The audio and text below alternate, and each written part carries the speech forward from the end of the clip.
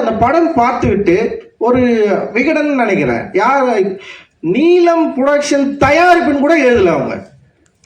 ஆனால் பரியரும் பெருமாள் சூப்பராக இருக்கு. ஒரு டைரக்டர் எழுதுறாரு, இயக்குனர் ராமின் வளர்ப்பு, அதனால தான் இந்த படம் எடுக்கப்பட்டது. என்னை பாராட்டுவதில் உங்களுக்கு என்ன சிக்கல் இருக்குதுன்னு நான் சொல்றேன். நான் நீலம் புரொடக்ஷன் எழுதுறதுல உங்களுக்கு என்ன பிரச்சனை? ஒரு சிறந்த படைப்பு வருது, அந்த சிறந்த படைப்பு யாரால் தயாரிக்கப்படுகிறது? எப்படி இது அதோட கச்சா என்ன, அதோட உற்பத்தி பொருளுக்கு ஒரு காசு செலவு பண்றலாம், எதை நம்பி நான் காசு செலவு பண்றேன்? அந்த படம் ஓடும் ஓடாதுன்ற நம்பிக்கைலாம் எனக்கு கிடையாது. 2 சீன் எனக்கு பயங்கரமா பிடிச்சிருந்தது. அவங்ககிட்ட சொன்னேன் நான்.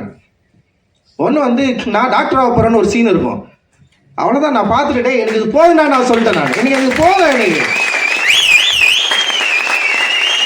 அவ்வளோதான், எனக்கு போதும். நான் அதுக்கப்புறம் 2வது நீ பயந்து ஓடினா விட்டுருவானுங்களா அப்படின்னு சொல்லிட்டு இவர் ப்ரொஃபஸர் பேசுவார்ல, அவ்வளோதான். 2 சீனுக்கு போதும், சரிண்ணா, போதும், நான் ரிலீஸ் பண்ணுறேன்டா அப்படின்னு சொல்லி நான் ரிலீஸ் பண்ண படம் ஓடிச்சு. ஆனால் அப்பொழுதும் கூட ரஞ்சித்தின் தயாரிப்பு அப்படின்னு சொல்றது எல்லாருக்கும் பிரச்சனை இருந்தது. சரி, ஓகே, பரவாயில்ல. ஆனால் அங்கே மாரி செல்வராஜ் வந்தான்ல, வந்து வந்து உட்கார்ல, இவங்களுக்கு இடத்துக்கு வந்து நிற்கிறான்ல. ஸோ அவரா பரியரும் பெருமாள் கர்ணன் முடிஞ்சுதா?